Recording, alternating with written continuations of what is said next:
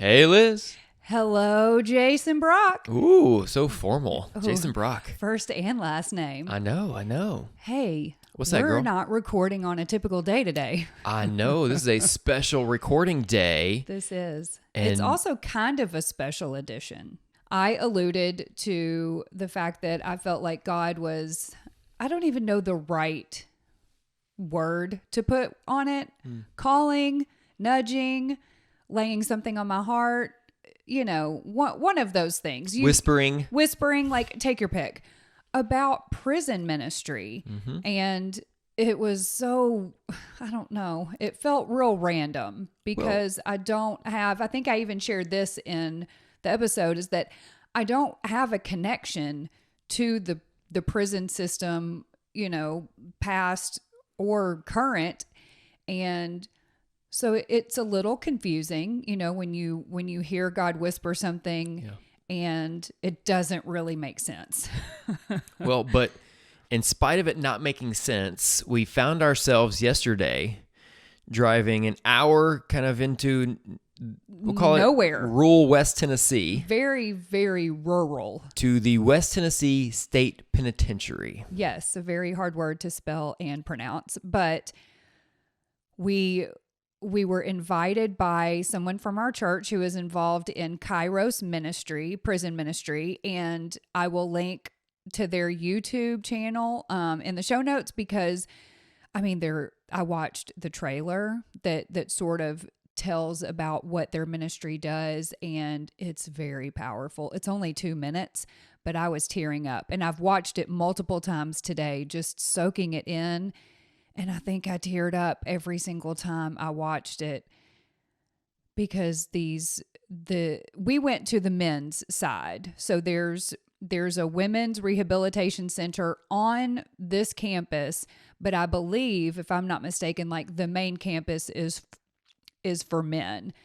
And so we went to what is called the Kairos Walk closing ceremony. And so a couple of times a year, the ministry team goes to these prisons and they spend Thursday, Friday, Saturday feeding the guys, loving on them, really just showing the love of Jesus. Their mission is to show Jesus' love and forgiveness. And that's very powerful. And then on Sunday, they have this quote unquote ceremony. Yeah, like a closing ceremony. Yeah, in the gym, or at least that's where we were at this location. And to listen to these guys singing worship music. Hey, can we back up a second though? Oh yeah, did I skip 1,000 steps? Listen, so you felt God kind of calling you into this ministry. Maybe. You didn't really know. You just knew he kind of placed this on your heart. And you started exploring. I still don't even know exactly what it looks like. And so next thing you know, I'm taking you to this penitentiary, right? Right. And I'm usually the one that overthinks, overanalyzes. I really didn't process anything we were doing until the moment we're driving up to the penitentiary, right? We're driving up in the middle of rural West Tennessee, and I can see it up on the hillside, the razor wire, the buildings, everything. And all of a sudden, I'm like, what are we doing right now? I am literally... I think you even looked at me and said, what is our life? What are we doing right now? Right, because I was about to walk my wife into a men's maximum security facility. It was a little daunting. Well, this was my first time getting checked into a penitentiary. Same. Right? So didn't know what to expect. Yeah, same. We were in it together. Right, yes. Both first timers. Okay, so we finally get checked in. Yeah. And then they open the giant first set of doors that we walk in, and now you're officially on the campus. Oh, hang on. Time out real quick. What you got, girl? So remember when you looked at the doors on the right side, it said maximum security to the right. Yep. Medium security to the left. Yeah, girl. Do you remember I looked at you and I said, surely we're going to be going through that left door and hanging a left to the medium security. Hey, girl, we did not go left. That was not what happened. I was like, okay, so we're going to take a right to the maximum security side. Okay. So we go through one set of doors, two sets of guarded fences, another set of doors, another ID check, another set of doors, another building, right? And It then was a lot. Then the next thing I know, we're walking in the middle of this penitentiary, just walking in the middle of it, Yeah. right? Yeah. Like here's the dining hall, here's the laundry place, here's the medical right. thing. Yeah. And we're walking towards the gymnasium area, just freely roaming around a penitentiary. Like it felt odd to me.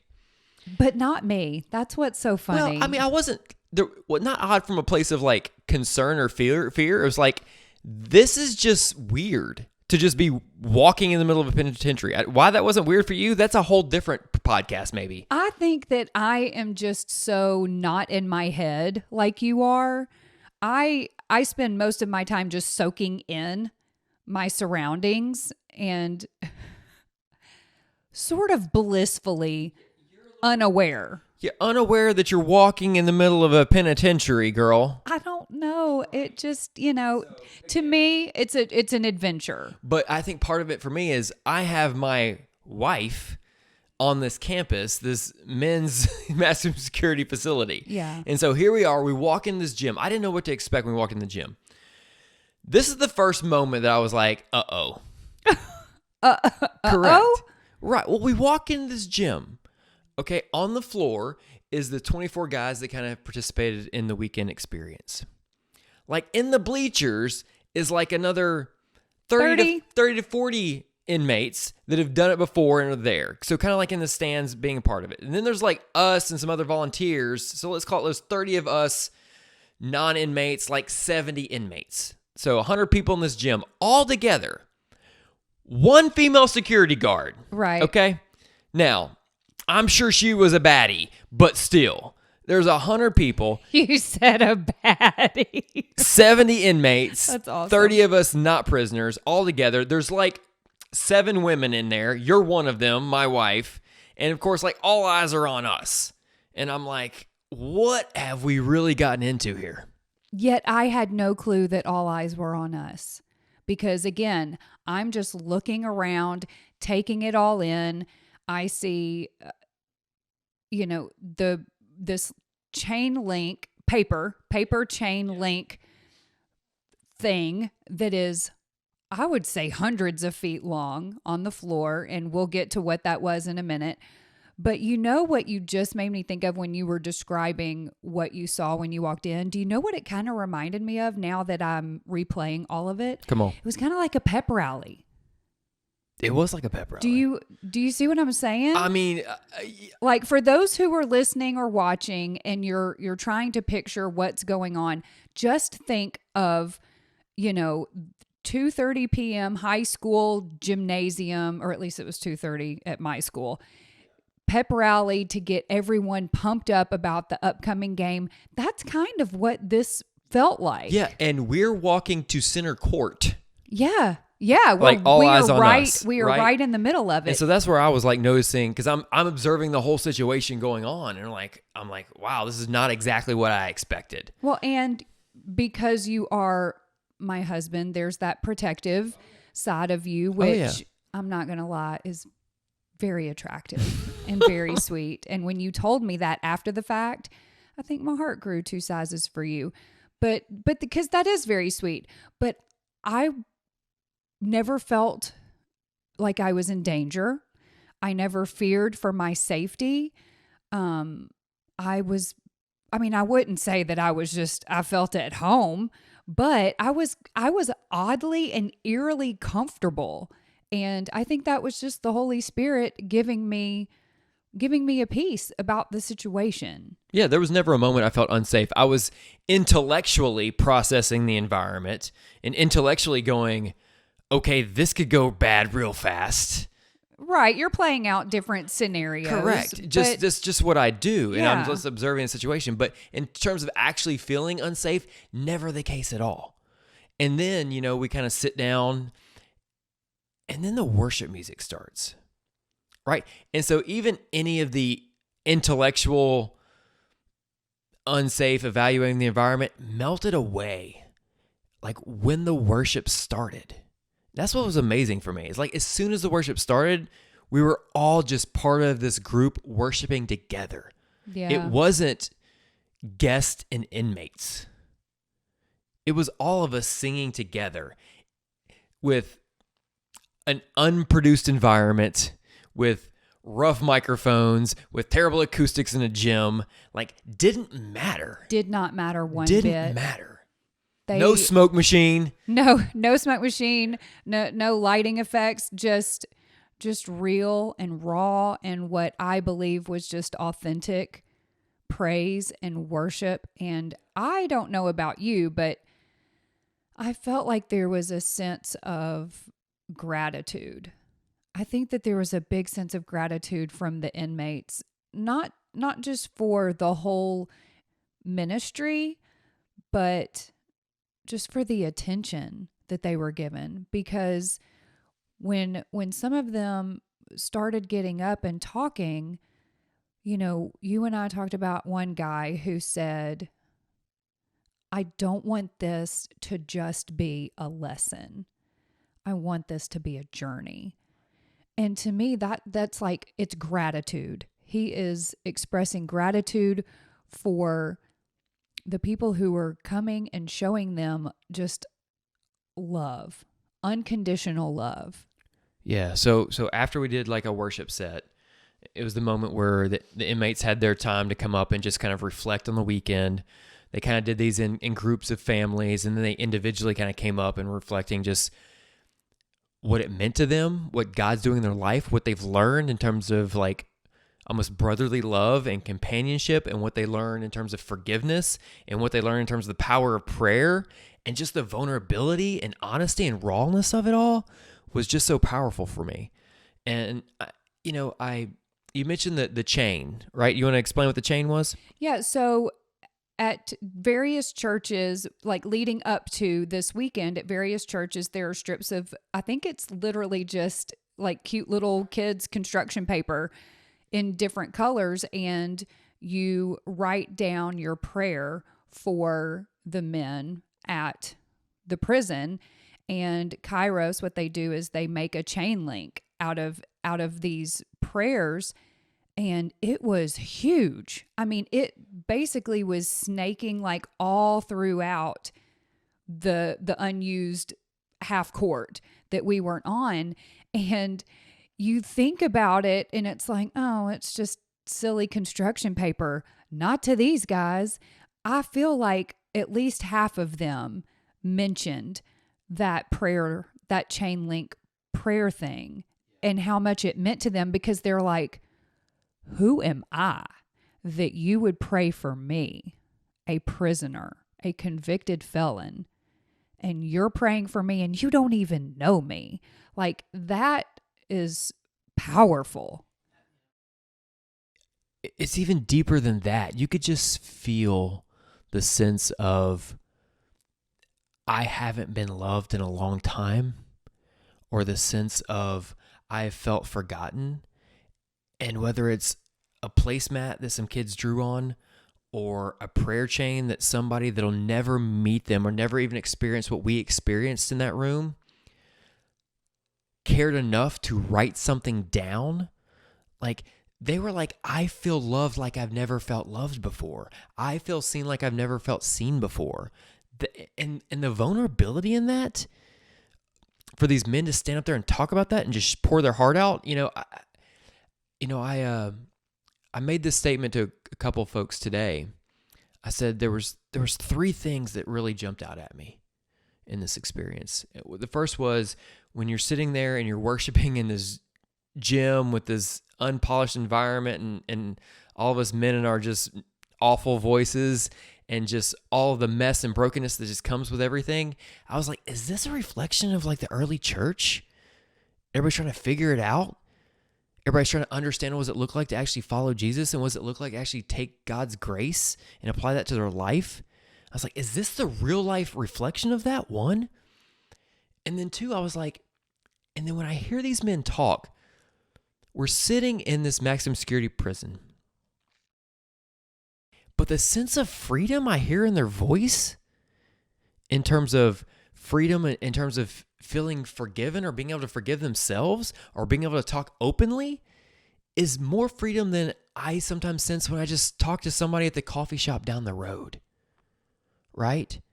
And I wonder that do we create our own prisons here on the outside so much more just based on whether we're chasing success or money or our own pride or whatever junk it is in our life that we don't realize that this group of men is kind of all that's been naturally just stripped down for them. And so they're there at their rawest form and they can truly openly worship and truly be grateful and vulnerable because that's where they're at. And the realness of that was just overwhelming. And just the third point was like, they had the freedom of talking about Jesus and the freedom to talk about what God's doing in their life here in prison. And I'm like, there's more freedom in that conversation than I see people have in the workplace about talking about Jesus and what God's doing in their life. You know, something else that I thought about was one of the guys, actually, I think it maybe was a couple of the guys were talking about how once they made it to the West Tennessee State Penitentiary, which is where we were, they actually felt like they had been rescued. That's right. By being transferred there. I can't remember where they were before that, but they were talking about how violent, so violent. So, they had lots of very negative words to say about it, but somebody asked them, hey, did y'all have this ministry called Kairos at the other prison? And they're like, what? Kairos? No. Like all it was violence. Like they had never even heard of Kairos before making it to where they were. And some of the guys openly admitted, I was invited and I was like, no, I'm not going to go. Or the only reason they went was because they wanted the home cooked meal, because the meals that are provided, I'm assuming they are like, 10X. Everybody was talking about the meals. Yes, everybody was talking, and the cookies, which we'll get to the cookies in a minute because that's a huge, huge deal. Big deal. But they went for the food, but what they found was fellowship. I think I'm very naive when it comes to most everything. And in my mind, I'm thinking that not that they're all buddies. I mean, I'm not that naive. Oh, girl. But in my mind, I'm thinking, they're all in prison together. So they're going to buddy up. They're going to talk. Because I'm a female. I don't care what situation females are in. We're going to connect. We are very relational people. So in my mind, I think everybody's relational and that they have formed bonds with people. And to hear these guys one after the other, and like you said, there were about 24 of them, and I think every single one of them got up and shared a little bit. But I feel like every single one of them was like, I didn't have any friends, and now I have a family. I mean, that's really moving.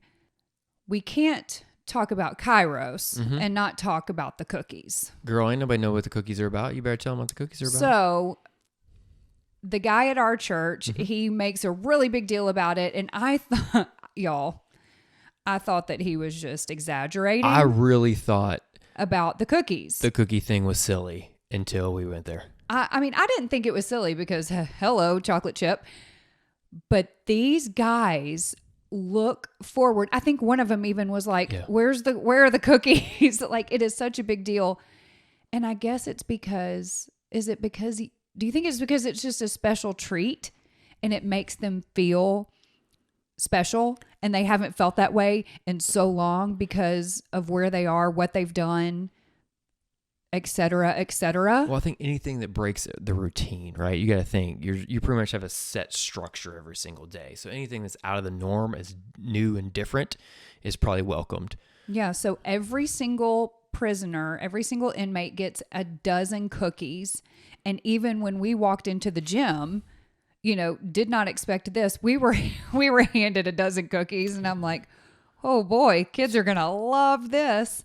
But yeah, they think the world of that. And you mentioned the placemats, and kids at various churches, ours included, we had the children decorate placemats with just loving, encouraging words. And again, how you thought the cookie thing was kind of silly.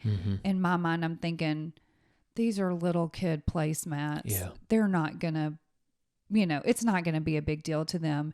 But I think I'm wrong. You're definitely wrong. I think I'm wrong. When a grown man is talking about feeling loved because he is eating off a placemat that a kid colored, right? I mean, there's just something, I don't know. There's just something powerful about that. If it weren't for ministries like Kairos and others that exist to go and visit these prisoners, like some of these people have life sentences. Like That's right. they're never getting out.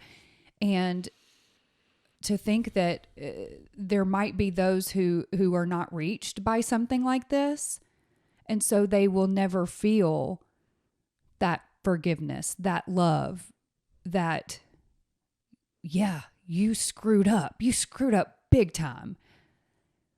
But nothing is too big for God. Nothing can separate you from the love of God.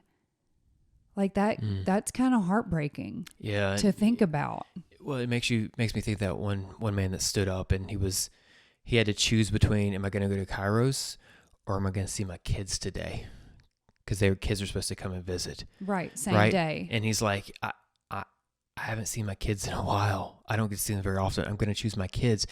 And some of these other men that volunteer in the program came around this man, laid hands on this man, and prayed for him and prayed for the situation and prayed for God to show up big and make all things possible.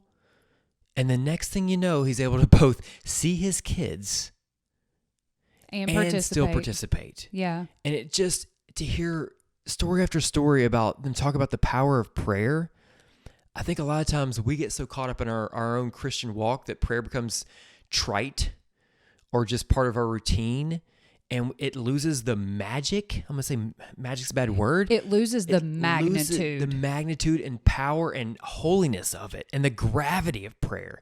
But these men were like, y'all, prayer is real. And they were preaching it. Prayer is real. Yeah. And they had story after story of just praying these big, bold prayers and God showing up for them. When you are being covered, I'm not talking about one or two people praying for you.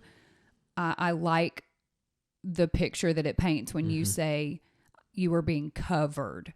I could feel myself being covered in prayer. And I just have to know that these guys felt that. Yeah. Or at least I selfishly want to believe, right? Like a little bit of this is about me. I selfishly want to believe that they felt covered, that they felt seen, that they felt loved. I mean, they said that they felt loved. Yeah. They said that they felt a forgiveness that I don't think they could even grant themselves. Yeah. Right? Well, it's a couple of them talked about how everyone there shakes their hand, hugs them, looks them in the eye. They're not used to people looking them in the eye. And that was powerful for me, as when we were walking out and there was kind of a line of men that we were kind of walking past, they all wanted to like shake my hand and look me in the eye and thank me for being there. Right? And just being there just to love and support them. And, I'll never forget a couple faces that just almost looked into my soul of like gratitude of just being there, just thinking about them, just not letting them be forgotten. And I think that's brought me back to just Matthew 25 so much, right? And which is the foundation of this ministry, and where Jesus is talking about, what you did for the least of these, you really did for me. And come visiting me when I'm in prison is part of one of the verses. And it's just a reminder there's so many people that, quote, feel forgotten. And it's our job to not let them feel that way and to know that they're loved and know that they have a God that loves them. That's right. And what's really cool about this ministry, because I sort of did a deep dive on their YouTube channel today, is that the Kairos ministry, the Kairos Prison Ministry, helps to not only just show and share the love of Jesus and the forgiveness that is there, but also to rehabilitate them. There's one guy who got his degree, and he's now like counseling. Yeah. He is helping guys that are still on the inside sort through their feelings, like not just feeling seen and being forgiven, but just there's still like crazy mixed up feelings that go on even after you give your life to Jesus. Like there's a whole lot to unpack there. And, through this ministry, this guy, and I'll put a link in the show notes to that video as well, because it's very powerful and very moving. And again, they need people. All these, and it's not just Kairos. I know that there are others out there, but this is the one that we were a part of, and they need more people because just like you said, that we do have to fight for the forgotten and the widows. You and I talked about this off mic. The widows, the orphans, the prisoners, they are the forgotten. But it's up to us, God's people. It's up to us to form these teams and to be there and to let them know that it's not about us seeing you. God has not forgotten you. Yeah. Who cares about us? We are just the hands and the feet, but if not us, then who? Yeah. Who's going to do it? Well, but it's also what Jesus specifically called us to do. Right. Right. So there's an obedience in terms of following what Jesus has modeled for us. There's it's just the right thing to do conversation. And there's also, I'm a data guy. If you just look at the numbers, data. Look at the numbers, and men that either go through this program or feel some type of love or support. Like in Tennessee, the return rates to prison or penitentiaries here is somewhere between 35 to 55%, depending on the facility you're talking about. But you go through a program like this, you taste God's love, you feel loved on by others, it drops down to 10%. That's incredible. Right. So math alone says, hey, loving people and works. Showing them God's love Yeah. also has very, very practical implications on this earth. And just think about, the men's lives who are changed, and they then turn around and devote their lives to the ministry and to going to the inside, because they have that insight. They're able to connect in a way that we never could. That is really powerful. Yeah. You get enough of that, you're going to have a prison revival on your hands. Mm-hmm. But yeah, and something else that a lot of the guys said when they got up and they were talking was, this doesn't need to stop here. Yeah. We can take this back to our pod. They all kept saying pod. So apparently they're assigned to pods. Units, yeah. We can take this back to our pod. And basically they're talking about spreading the love of Jesus, And so, gosh, I'd love to be a fly on the wall to hear those conversations. Think about that. They're literally talking about the Great Commission, right? How many of us sit through an amazing worship set, an amazing message on a Sunday morning, and then Monday morning we forget about the Great Commission? And these guys are sitting here, we just tasted it, we experienced it, we're going back and we're doing something immediately. That's what made me think of it. It's kind of convicting, yeah. That's why it made me think of Acts. It's inspiring. I mean, more inspiring than convicting, I think. So go back to the message. Don't want this just to be a moment. Just don't want this to be a sermon. Don't want this to just be a message. Don't want it to just be an experience for us. Mm-hmm. You want it to be the beginning of a journey. What does that mean for you, given God's calling? Like, where do you go from here? Well, I believe the next step will be for me to participate in a Kairos Walk, but for women. Mm-hmm. I do not feel like the Lord is calling me to get involved with men's prison ministry. Yeah, that's good, because I'm definitely not feeling that either for you. But he might be calling you. But hey, no. I believe that there's a Kairos Walk, is what they call the weekend experience. Yeah. It's called the Kairos Walk for the women, and that happens twice a year. And I think does it make you nervous? Well, yeah. I mean, a little. Yeah. More excited, because you know me. I like doing new things. Like walking into a penitentiary for the first time. I can't explain it, y'all. Uh-huh. I can't explain it. But getting involved with that. Oh, but I did want to mention one thing that we talked about. What's that? Kairos. I don't know if this is a new branch. Do you know the Kairos Torch? Do you know if that's new? Did she say? I don't know how new it is. I think they're still trying to figure out how to get some of those programs off the ground in Tennessee. There's not very many of them. So Torch is for the youth. So think mainly 12 males. 12 to 18. Yeah, mainly male youth is the focus. And so there's a lot of facilities that are just focused on youth. And so how do they bring this ministry and just get these kids get to young. them before, not before it's too late, because it's never too late, but you're a data guy, and Jeannie shared with us that the data shows that if they can get to them while they are still at this younger age, the likelihood of them revisiting the prison goes down. That's right. Dramatically.